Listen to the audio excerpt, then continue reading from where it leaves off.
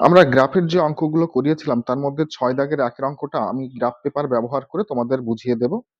তো সেইখানে দেখেছিলাম রজতের বয়স এবং রজতের মামার বয়সের মধ্যে একটা সম্পর্ক দেওয়া ছিল। যেখানে রজতের বয়স ধরেছিলাম X বছর এবং তার মামার বয়স ধরেছিলাম Y বছর। প্রথম যে শর্তটা ছিল সেই শর্তটা পেয়েছিলাম Y সমান X প্লাস 16, আর তারপরের শর্তটা যেটা দেওয়া ছিল সেটা ছিল y equal to 2x plus 8। এবার দুটো সরলরেখার সমীকরণ পেয়েছি, দুটো সরলরেখার সমীকরণ থেকে আমি তিনটে তিনটে বিন্দু বের করে নিয়েছি, অর্থাৎ একটা সরলরেখার সমীকরণের উপর থেকে যে কোনো তিনটে বিন্দু বের করেছি এবং তার এ বি সি নাম দিয়ে আমি চিহ্নিত করেছি। একই কাজ করেছি দ্বিতীয় সরলরেখার সমীকরণের ক্ষেত্রেও। সেই ক্ষেত্রেও আমি তিনটে বিন্দু বের করেছি, ডি ই এফ নাম দিয়েছি। এবার আমার কাজ হচ্ছে এই প্রথম সমীকরণ থেকে যে তিনটে পয়েন্ট পেয়েছি তাকে গ্রাফ পেপারে বসানো এবং দ্বিতীয় সমীকরণ থেকে যে তিনটে পয়েন্ট পেয়েছি তাকে গ্রাফ পেপারে বসানো, বসিয়ে একটা সরলরেখার ছবি আঁকা। তো এবং সেই সরলরেখার ছেদ বিন্দু নির্ণয় করা। আমি এখানে দেখো পেন ব্যবহার করছি। তোমরা সাধারণত দেখতে পেয়েছো গ্রাফ পেপারে পেন ব্যবহার করা হয় না, তোমরা পেন্সিল ব্যবহার করবে। আমি এটাকে ভালো করে ফুটিয়ে তোলার জন্য, মানে ছবিটা যাতে স্পষ্ট বোঝা যায় তার জন্য আমি পেন ব্যবহার করছি। তো দেখো আমি যে কাজটা ফার্স্টে করেছি, আমি ওয়াই অক্ষ এবং এক্স অক্ষ টেনে নিয়েছি। ওয়াই অক্ষ এবং এক্স অক্ষ টেনে নিয়েছি এবং যারা কিনা পরস্পর ও বিন্দুতে ছেদ করেছে, ও বিন্দুর স্থানাঙ্ক হচ্ছে 0,0। জানো তোমরা এটা হচ্ছে মূল বিন্দু, এখান থেকে সমস্ত কিছুর মেজারমেন্ট, পয়েন্টের মেজারমেন্ট শুরু করা হয়। তো প্রথম যে পয়েন্টটা পেয়েছি এখানে দেখতে পাচ্ছ 4,20, অর্থাৎ এক্স ইকুয়াল টু এখানে 4 আর ওয়াই ইকুয়াল টু 20। তো এক্স এর পজিটিভ দিকে আমি 4 গুনবো, 1 2 3 4, আর ওয়াই বরাবর আমি 20 গুনবো। এটা দেখো ওয়াই সমান 10, মোটা মোটা দাগ 10 হয়, এটা 10 হলে পরেরটা 10, মানে মোট 20 হয়ে গেল। তাহলে এই বিন্দুটা হচ্ছে আমার সেই বিন্দু যেটাকে আমি এ নাম দিচ্ছি, আমি রেড ইঙ্ক ব্যবহার করছি। এই বিন্দুটা হচ্ছে 4,20।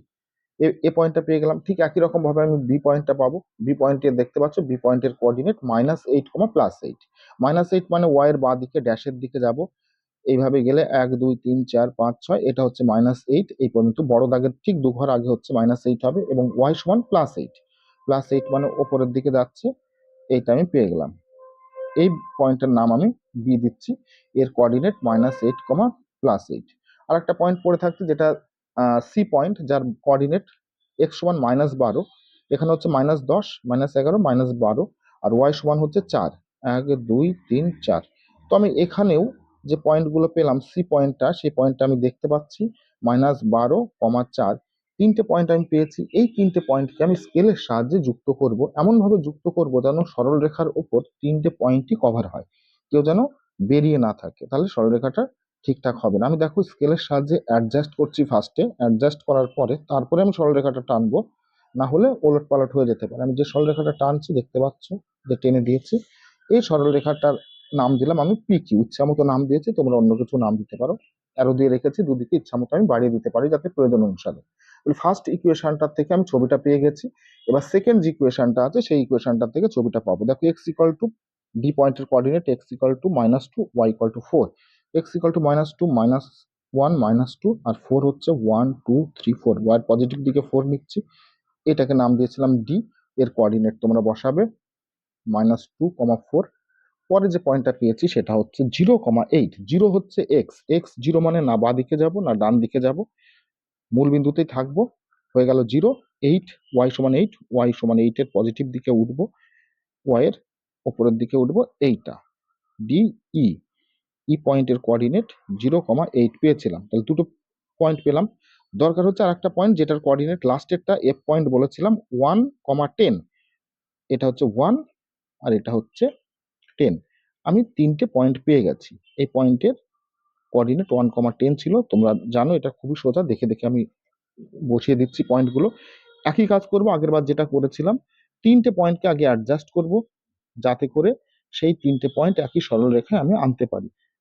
অ্যাডজাস্ট একটু তোমরা সঠিকভাবে করবে, না হলে সরলরেখাটা বেঁকে যেতে পারে। এই যে করে নিয়েছি, আমি পেন দিয়ে সেট করে দেখলাম। এইবার এই পয়েন্ট তিনটে যোগ করে দাও যাতে একই সরলরেখার উপরে চলে আসে, কভার হয়। এর নাম যদি আমি এম এন দিই, এই সরলরেখার অংশের নাম, তাহলে দেখতে পাবে আর একটা সরলরেখা পেয়ে গেলাম, যেটা 2 নম্বর ইকুয়েশন থেকে পেয়েছি। এবার দুটো সরলরেখা দেখো একটা জায়গায় সুন্দরভাবে ছেদ করেছে, দেখতেই পাচ্ছ সুন্দরভাবে ছেদ করেছে। এই যে হচ্ছে ছেদ বিন্দু। ছেদ বিন্দুর স্থানাঙ্ককে যদি আমি কে ধরি, তাহলে দুটো সরলরেখা যেখানে ছেদ করেছে বা মিশেছে বা ইন্টারসেক্ট করেছে সেটাই হচ্ছে সমাধান বিন্দু। অর্থাৎ এই কে বিন্দুটা পিকিউ সরলরেখার উপর যেমন অবস্থিত, এমএন সরলরেখার উপরও তেমন অবস্থিত। তাহলে পিকিউ সরলরেখার এবং এমএন সরলরেখার উপরে ছেদ বিন্দুর স্থানাঙ্ক, যেটা কিনা আমি কে পেলাম, কে এর স্থানাঙ্ক বের করব, যে এক্স থেকে সে কত দূরে আছে এবং ওয়াই থেকে কত দূরে আছে। এক্স থেকে কত দূরে জানতে গেলে প্রথমে কে থেকে আমি এক্স অক্ষের রেখার উপর একটা লম্ব টেনে দেবো। ধরো এখানে যে বিন্দুতে লম্বটা পড়েছে সেই বিন্দুটাকে আমি এস নাম দিচ্ছি। অর্থাৎ ও থেকে এস দূরত্বই হচ্ছে কে কোঅর্ডিনেটের এস বিন্দু থেকে দূরত্ব। এবার গুণে দেখবো কতটা দূরত্ব, 1 2 3 4 5 6 7 8। দেখতে পাচ্ছি যে এক্স কোঅর্ডিনেট সমান এক্স ইকুয়াল টু আমরা দেখতে পাচ্ছি 8 হলো। ঠিক একই রকম ভাবে এস থেকে কে পর্যন্ত যে ডিস্টেন্স, এখানে এস থেকে মোটা দাগ 20 ছিল, 20 21 22 23 24 আমরা এটা দেখতে পাচ্ছি 24 হলো। অর্থাৎ ওয়াই ইকুয়াল টু যেটা পেলাম সেটা হচ্ছে 24। ওয়াই কোনটা পেলাম, এস থেকে কে পর্যন্ত, তোমরা গুনতে পারছো 20 20 1 2 3 4, চারটে ঘর আছে। যেটা বেরিয়ে গেল এক্স এর মান এবং ওয়াই এর মান। এক্স এর মান ধরেছিলাম রজতের বয়স, সেটা বেরোলো 8 বছর, এবং ওয়াই এর মান ধরেছিলাম তার মামার বয়স, বেরোলো 24 বছর। এই যে বয়সটা পেলাম এটা কিন্তু আমরা গ্রাফ পেপারে দুটো সরল রেখার প্লট করে তার যে ইন্টারসেক্টিং পয়েন্ট, অর্থাৎ যেখানে পরস্পর পরস্পরকে ছেদ করেছে তার স্থানাঙ্ক দ্বারা আমরা বের করলাম। বাদ বাকি অঙ্কগুলো তোমরা নিজেরা করে নিতে পারবে এবং চেষ্টা করবে, খুবই সহজ, আমি যেভাবে করলাম সেভাবে করবে, বাদ বাকি অঙ্ক করে নিও।